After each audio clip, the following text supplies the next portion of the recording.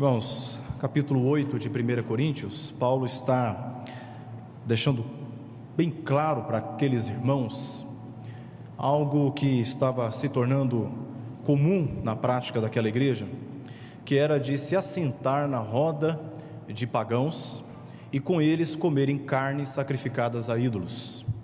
Para eles isto era absolutamente normal e de maneira alguma poderia ameaçar a qualidade ou a condição da sua própria fé. E muitos, confiantes, convictos, mais em si mesmos do que na orientação que estavam recebendo do apóstolo Paulo, chegavam a questionar a possibilidade de ver a sua fé sendo enfraquecida porque estavam assentados com aqueles pagãos e com eles comendo. A carne não era um alimento comum na mesa de muitas pessoas daquela época. Normalmente quem comia carne regularmente era aqueles que tinham um pouco mais de condição. Então eles chamavam os cristãos para comerem com eles, e estas ocasiões eram ocasiões marcadas não apenas com a comida, com a carne, mas também com festas e bebedices. E as carnes, elas eram compradas nos açougues, e a origem dessas carnes era o templo dos pagãos, os locais onde eles sacrificavam carne aos seus ídolos. Essas carnes eram dedicadas a esses ídolos, e depois compradas pelos açougueiros e vendidas para essas pessoas que tinham mais condições. Paulo condena essa prática. Ele diz que os cristãos não deveriam se assentar com os pagãos e com eles manterem comunhão comendo carnes que foram sacrificadas, que foram dedicadas aos ídolos. Então, com esses grupos dentro da igreja, Paulo começou a ter uma séria dificuldade, porque eles passaram a questionar a autoridade do seu apostolado, passaram a questionar se ele de fato era apóstolo de Jesus, porque ele era convidado, mas ele não se assentava, e ainda proibia aqueles cristãos que estavam se assentando nessas rodas para comerem com eles. E Paulo passou a ser questionado por esses grupos dentro da igreja, inclusive. Então Paulo escreve essa carta para a igreja de Corinto, e já no início do capítulo 9, ele faz uma defesa do seu apostolado, dizendo: porventura eu não sou livre?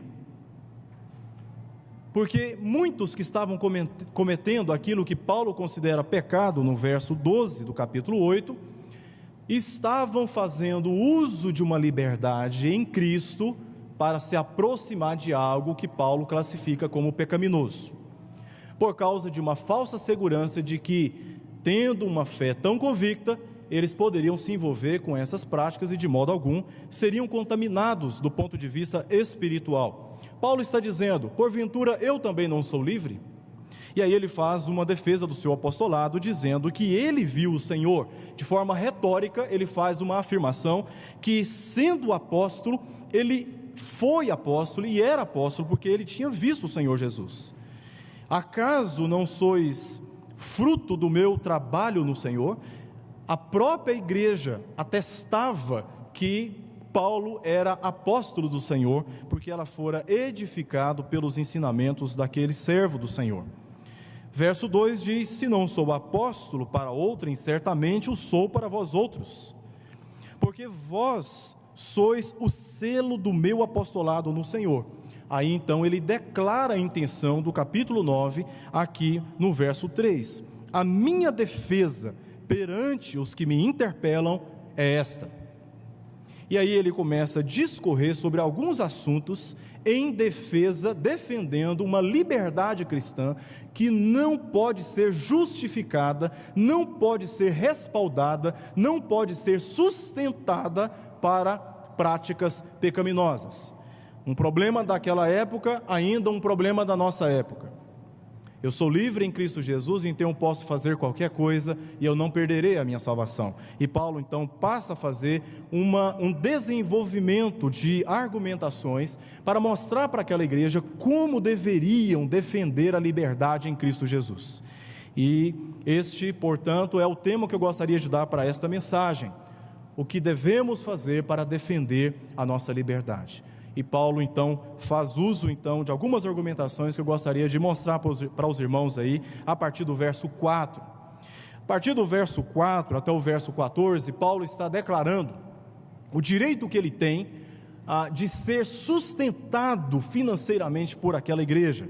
Ele diz já no verso 4: não temos nós direito de comer e de beber? Porque aqueles irmãos defenderam a liberdade de sentar e de comer.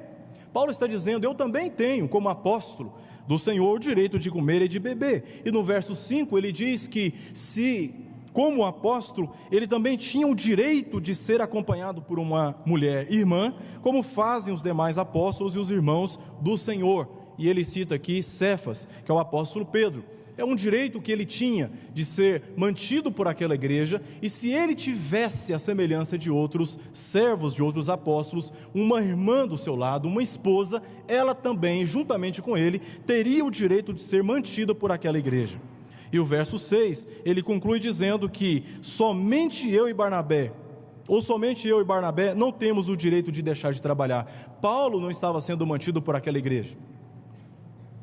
Ele estava trabalhando para se manter. E ele está dizendo para aquela igreja: olha, eu tenho o direito, se eu quiser, deixar de trabalhar para finalmente ser mantido por vocês. E esta defesa de direitos que ele faz respaldado pela lei e pelas palavras de Jesus. Olha o que ele faz, diz aí a partir do verso 8: porventura falo isso como homem, ou não diz também a lei? Aí ele cita um texto de Deuteronômio capítulo 25, que diz o seguinte: não atarás a boca ao boi quando pisa o trigo. Aí ele então ironicamente faz uma pergunta: acaso é de bois que Deus se preocupa? Porque se os bois têm o direito de comer, quanto mais aqueles que pregam o evangelho, que devem então viver do evangelho. E ele segue discorrendo até que no verso 13, ele agora fundamenta sua defesa, não apenas na lei, mas na declaração que Jesus faz aos seus discípulos no capítulo 10 de Lucas. Ele diz: não sabeis vós que os que prestam serviços sagrados do próprio templo se alimentam? E quem serve ao altar, do altar tira o seu sustento? Assim ordenou também o Senhor aos que pregam o evangelho, que vivam do evangelho. Então ele declara entre o verso 4 e o verso 14, o direito que ele tem de ser mantido por aquela igreja, do ponto de vista econômico, por estar vivendo integralmente da pregação do evangelho. Mas ele surpreende aquela igreja no verso 15, dizendo que ele não tem se servido desse direito, ele tem renunciado esse direito, e ele não estava escrevendo aquelas coisas para que de maneira alguma persuadisse a igreja a mantê-lo financeiramente. Ele, no verso 16, ele diz que prega o evangelho não tendo do que se gloriar, porque na verdade o serviço daquele apóstolo era dedicado exclusivamente para a glória de Deus. Pois sobre mim pesa esta obrigação. Na perspectiva do apóstolo Paulo, as pessoas para as quais ele estava indo pregar o evangelho é que tinham o direito de ouvir o evangelho. Então a obrigação do apóstolo Paulo não era reivindicar para si o cumprimento dos seus direitos. Ele abre mão dos seus direitos e assume para si o direito do outro, que é de pregar o evangelho a todos eles. Sobre a sua consciência pesa esta obrigação, que o outro tem o direito de ouvir o evangelho através da sua própria vida.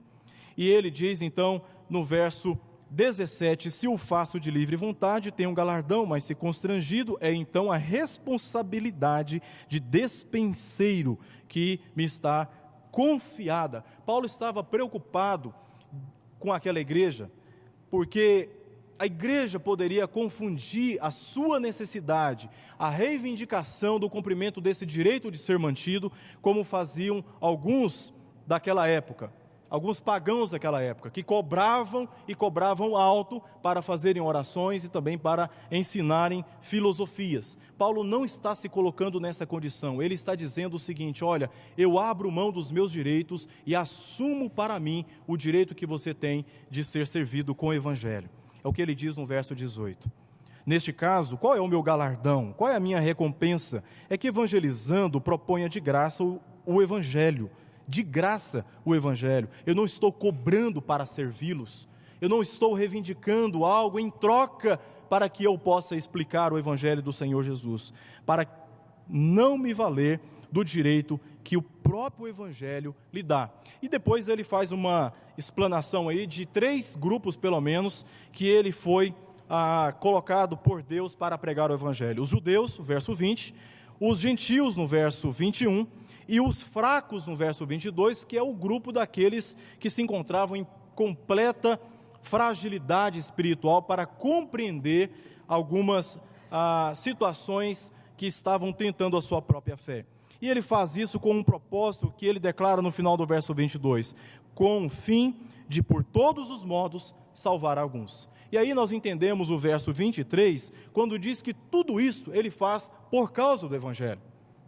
Toda a sua capacidade de abrir mão dos seus direitos, para pregar o Evangelho a outras pessoas, se submetendo a situações que não foram situações nas quais ele cresceu, nas quais ele estava adaptado, porque ele se envolve com os judeus, ele se envolve com os gentios, e se envolve com os fracos, se colocando na mesma condição que eles, não estando debaixo das mesmas prerrogativas pecaminosas desses grupos.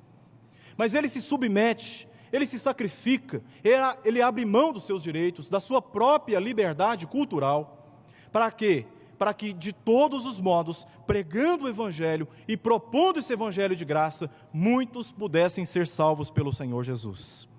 E a sua motivação era de ser cooperador com os propósitos que Deus estabeleceu através da sua santa palavra.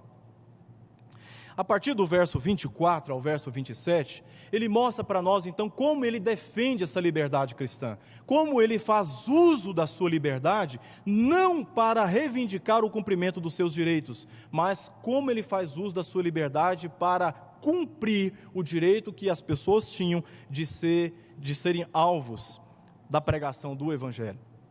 E esta defesa que o apóstolo Paulo faz, tem muito a ver conosco, especialmente nesses dias em que ouvimos palestras importantíssimas a respeito de crescimento de igrejas, de revitalização de igrejas e de multiplicação de igrejas, por homens que subiram neste púlpito muito capazes e que com autoridade fizeram uso da palavra de Deus para orientar grande parte das pessoas que estavam aqui, que eram pastores e líderes ministeriais das igrejas que estavam representadas aqui. Então, a partir do verso 24, ele mostra para nós como ele defende essa liberdade cristã. Tem muitos irmãos que defendem a liberdade cristã para fazerem coisas erradas.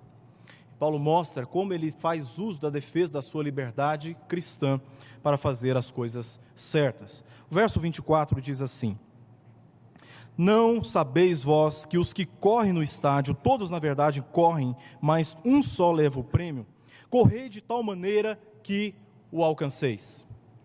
Primeiro ensinamento que o apóstolo Paulo nos dá aqui, primeira orientação que ele nos dá sobre como devemos defender a nossa liberdade cristã diante das tentações deste mundo, é encarando a vida cristã com perseverança.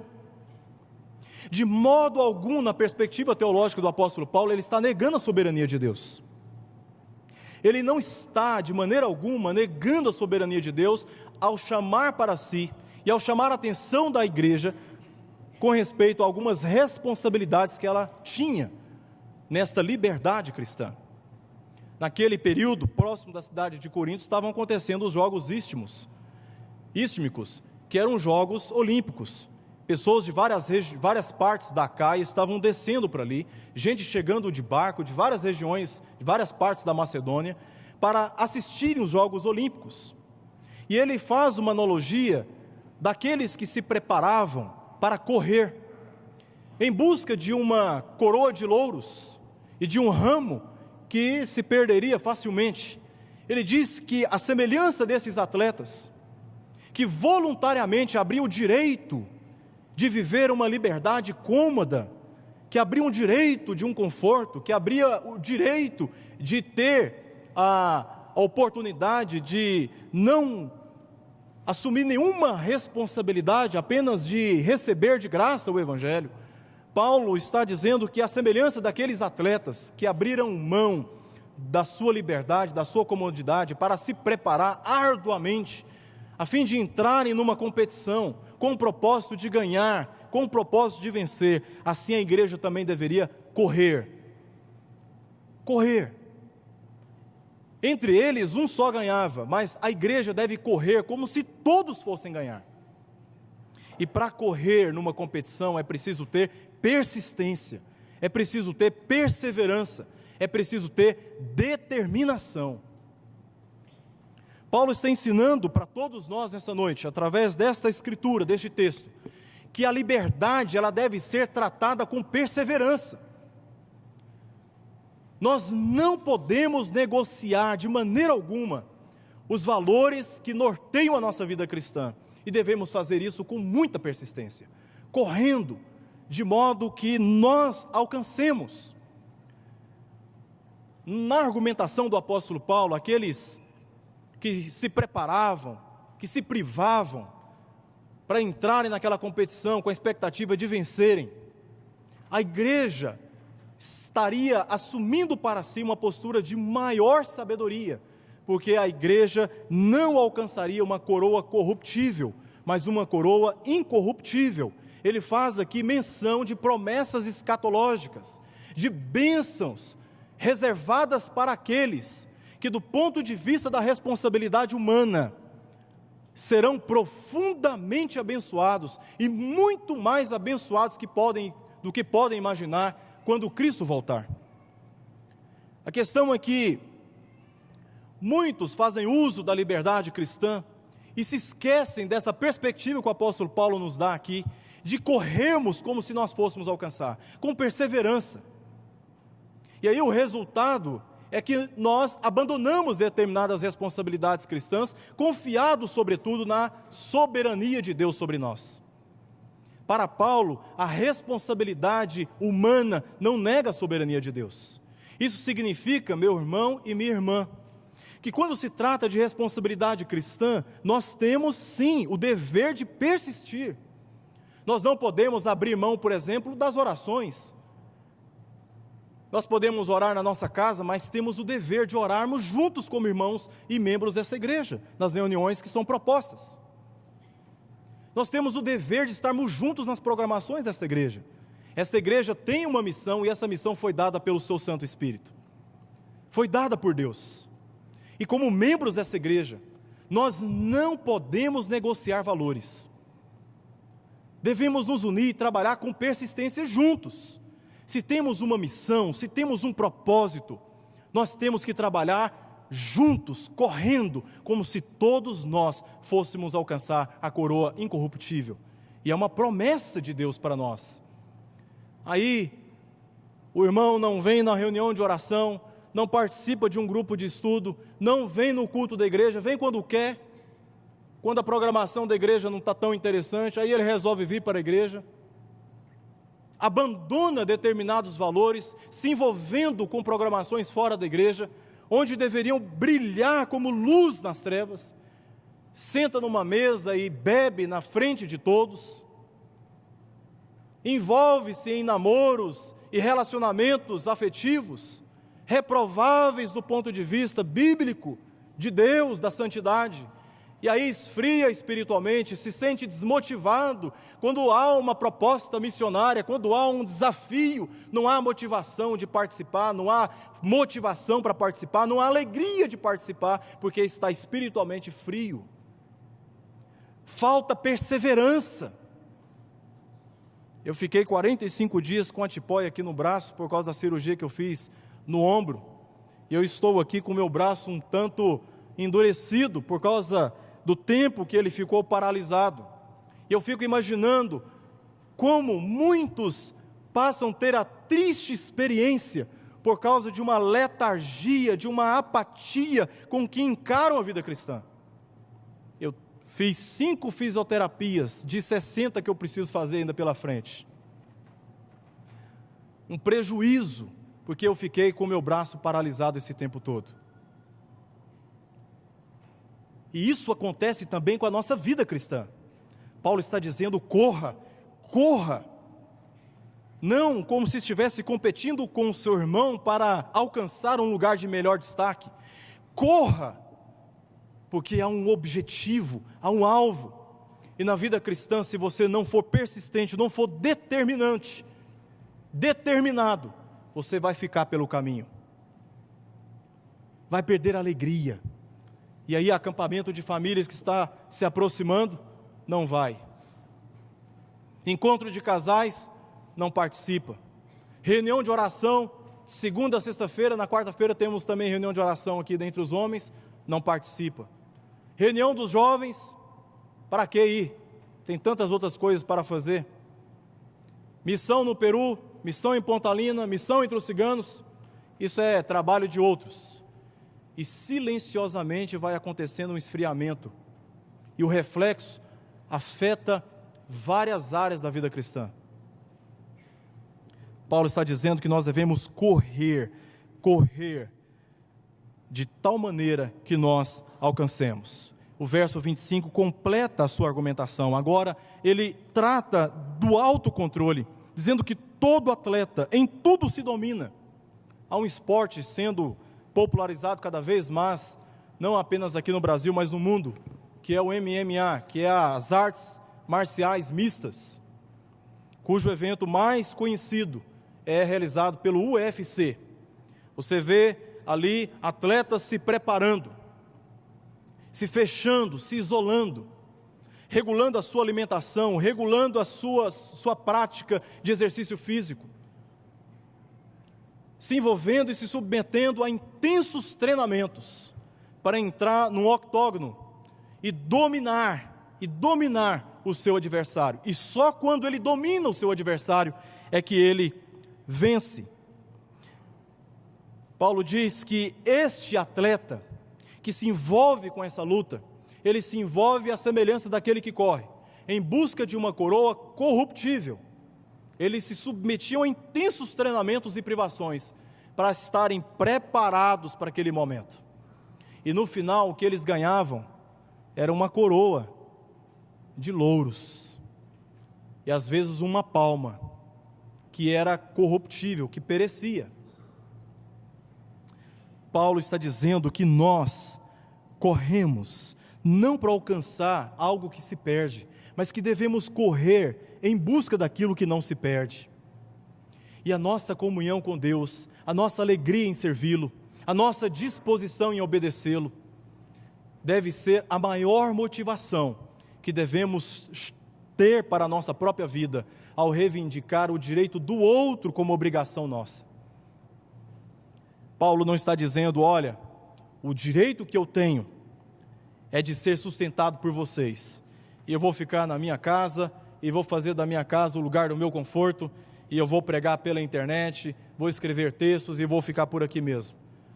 Paulo estava sujeito a enfrentar diversas exigências por se pregar o Evangelho. Eu me lembro no Peru, em um desses anos que nós estivemos lá, nós tínhamos o desafio de alcançar a comunidade de Huacoto, que ficava na cidade de Cusco, mas era um monte.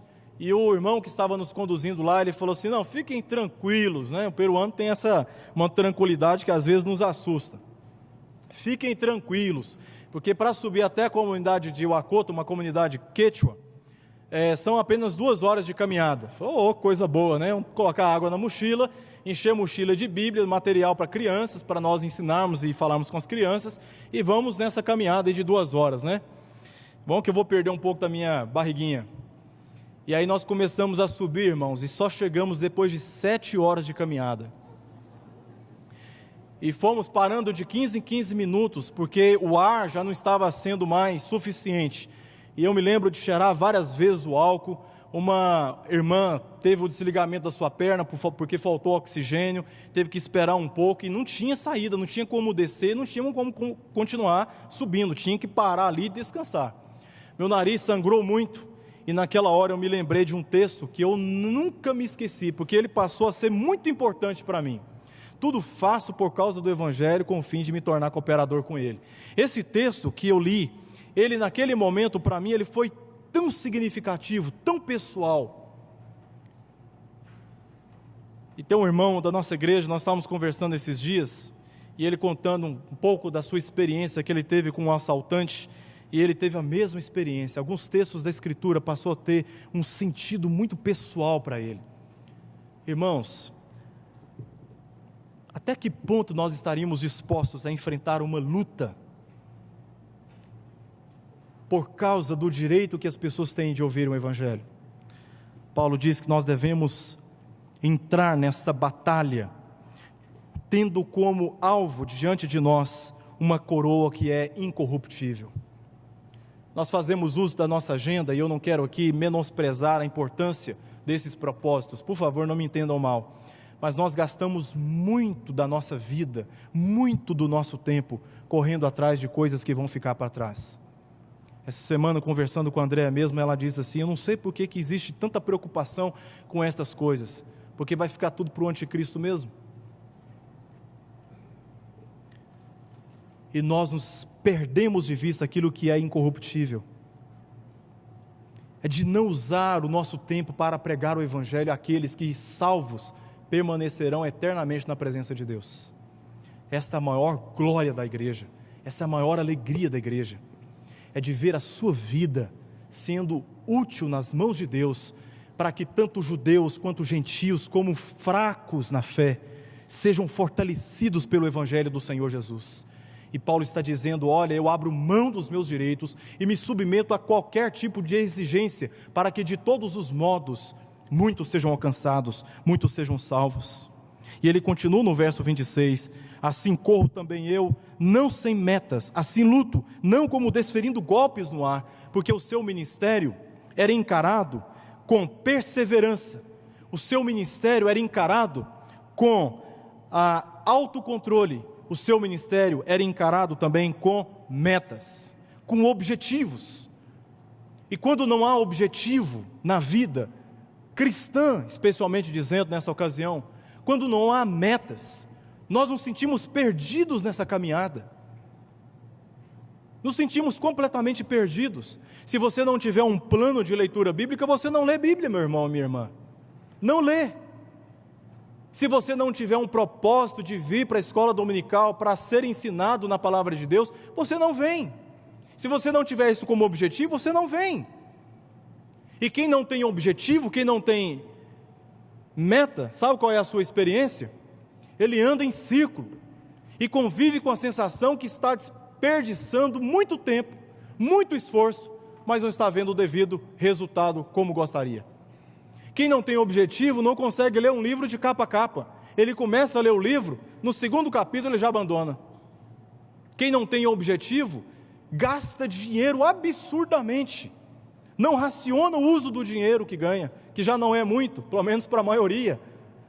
Se você não tiver objetivo, você não vai conseguir comprar a sua casa, você não vai conseguir comprar o seu carro. E por que nós não encaramos da mesma forma a nossa vida com Deus? Por que nós não podemos estabelecer metas, planejar a nossa vida, de crescer, deixar de sermos meninos na fé, deixarmos de nos melindrarmos por qualquer dificuldade que surge?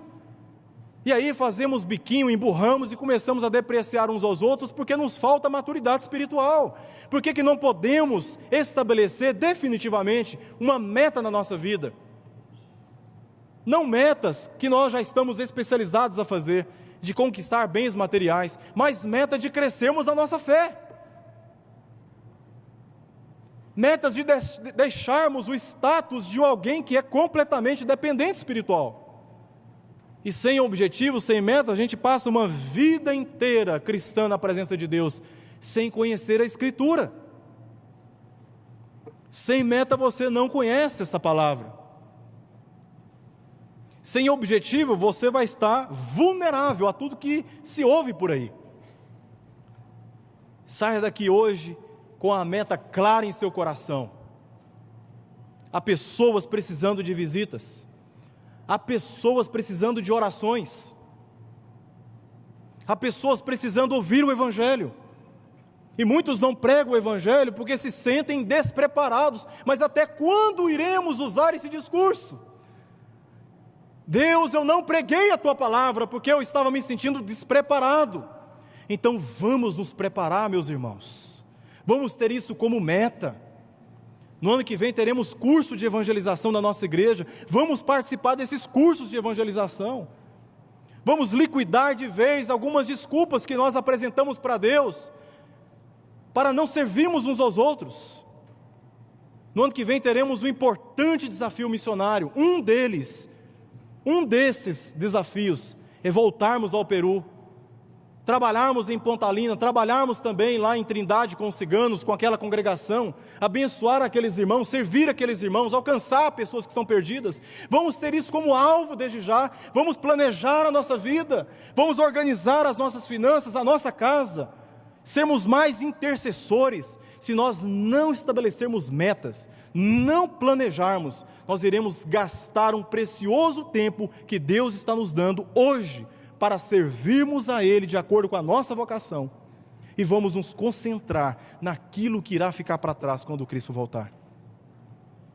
Faça uso da sua profissão para pregar o Evangelho, para servir as pessoas com as verdades de Deus. Queria encerrar no verso 27, quando ele diz: mas esmurro o meu corpo e o reduzo à escravidão, para que, tendo pregado a outros, não venha eu mesmo ser desqualificado. E Paulo não está tratando aqui de salvação, porque a palavra grega aqui é a palavra que foi traduzida aqui por desqualificado, é a mesma palavra que nós utilizamos para aquele time que entra numa competição, e porque ele estava despreparado, ele é desclassificado. Diante desse ministério que ele defende, entre os versos 19 ao verso 22, segunda motivação declarada no verso 23, Paulo está reconhecendo a possibilidade dele ser desclassificado por não observar os mesmos princípios que eu acabei de expor aqui para os irmãos. Se ele não for perseverante, olha que Paulo tinha muitos motivos para abandonar o seu ministério, muitos motivos para deixar a igreja, muitos motivos para deixar o ministério que antes estava servindo na igreja, muitos motivos para não pregar o Evangelho. Paulo teve muitos motivos, e é nesse sentido que ele está dizendo: se eu não for perseverante, se eu não tiver controle, se eu não tiver meta, se eu não organizar a minha vida, eu corro o risco também de ser desclassificado, de ser desqualificado, de perder essa batalha, não a salvação, mas de errar o alvo, no sentido de errar o alvo. E ele diz que a luta dele não é com seu adversário, como se via nos Jogos Olímpicos, de um lutando com o outro. Paulo está dizendo que essa luta não é com o irmão fulano de tal, com a irmã fulana de tal, essa luta é com ele mesmo. E às vezes a gente acha que o nosso problema na nossa casa, muitos deles, o nosso problema no nosso casamento, o nosso problema na nossa igreja, o nosso problema no ambiente do nosso trabalho é o outro, quando na verdade somos nós mesmos. O nosso coração é egoísta, nós que não queremos abrir mão da mentira, da desonestidade, nós que não queremos abrir mão da preguiça, nós que não aceitamos de maneira alguma sermos exortados no nosso pecado, sermos corrigidos no nosso erro. Nesse sentido, Paulo diz que esmurra o seu corpo a fim de reduzi-lo à escravidão, para que a sua carnalidade, a palavra soma aqui é a mesma palavra utilizada em outras ocasiões no escrito paulino, para descrever a natureza pecaminosa. Paulo luta com essa natureza, ele luta com o seu coração. E não é fácil sair de casa num sábado à noite, onde está acontecendo tanta festa, tanto show na cidade, para pregar o Evangelho, por exemplo, para pessoas abandonadas até mesmo pelo governo. Não é fácil sair da sua casa, não para satisfazer o seu próprio interesse, mas para satisfazer o interesse daquele que está deitado numa cama enfermo, e orar com ele. Não é fácil gastar horas do seu dia, da sua semana, ajoelhado no pé da sua cama, em oração, lendo a palavra de Deus, porque o nosso coração não aceita as coisas de Deus. A nossa natureza se opõe a Deus 24 horas do nosso dia. É mais fácil deixar a pregação do Evangelho para amanhã do que pregar o Evangelho hoje. Por isso que Paulo aconselha a Timóteo: prega o Evangelho, quer oportuno, quer não, de forma persistente. Se você se entregar à sua natureza, você não vem a essa igreja e não vem a igreja nenhuma. E tem gente que decepciona com essa igreja, e diz que está decepcionado com essa igreja, e aí não vai para a igreja nenhuma. Na verdade está decepcionada com a sua própria experiência espiritual, porque gente saudável, gente firme, madura, curada, não abandona a possibilidade de estar em outra igreja, quando em uma igreja ele não vê mais condições de conviver. Sabe por quê? Porque no nosso coração há uma disposição viva, diária, persistente, contra os desígnios de Deus, contra a vontade de Deus. É mais fácil para nós colocar a culpa no outro do que assumir a nossa própria culpa e as responsabilidades e os prejuízos que isso traz para nós. Nesse sentido, Paulo luta contra a sua própria natureza, e ele deixa isso muito claro no capítulo 10, quando ele descreve a experiência do povo de Israel. No verso 1, ele diz que aquele povo, todos foram batizados. Eles experimentaram no verso 3 de um manjar espiritual, e o verso 3, e o verso 4. Porém, no verso 5 ele diz que aquele povo foi reprovado, foi desqualificado, e aí ele passa a pontuar para nós os motivos pelos quais aquele povo foi reprovado, foi desqualificado. Os mesmos motivos que Paulo nos alerta nessa noite. Verso 6, a cobiça, é o que ele diz aí no final do verso 6. No verso 7, a idolatria. E a idolatria não era colocar diante de si um ídolo, mas entrar numa festa, entrar num estilo de vida em que não se considerava Deus. É o que diz aí o verso 7. O povo assentou-se para comer e beber e levantou-se para divertir-se. O verso 8, prática da imoralidade. O verso 9, colocando o Senhor à prova, tentando o Senhor. E o verso 10, a murmuração. É por isso que ele diz no verso 11, que estas coisas lhe sobrevieram como exemplos e foram escritos para advertência nossa. Porque estas práticas, elas podem trazer a nossa desqualificação, a nossa reprovação espiritual. Paulo diz: olha, tudo eu tenho feito com uma motivação: ser cooperador do Evangelho. Ele não apenas luta com adversários externos, mas ele luta contra sua própria natureza, que se indispõe para obedecer a Deus, que se indispõe para ser humilde, que se indispõe para abraçar um irmão, que se indispõe para orar por aqueles que precisam, que se indispõe a contribuir com fidelidade para que a obra de Deus avance na terra, que se indispõe a sair da nossa comodidade cultural e entrarmos num contexto em que nada traz conforto para nós, mas que nós enfrentamos e nós encaramos por causa da motivação que o Evangelho nos dá, que é de ter pessoas salvas no reino de Deus. Paulo disse: tudo faço por causa do Evangelho. Essa era a sua causa do Evangelho. E é por causa do Evangelho que eu gostaria de encerrar esta mensagem fazendo um apelo a você.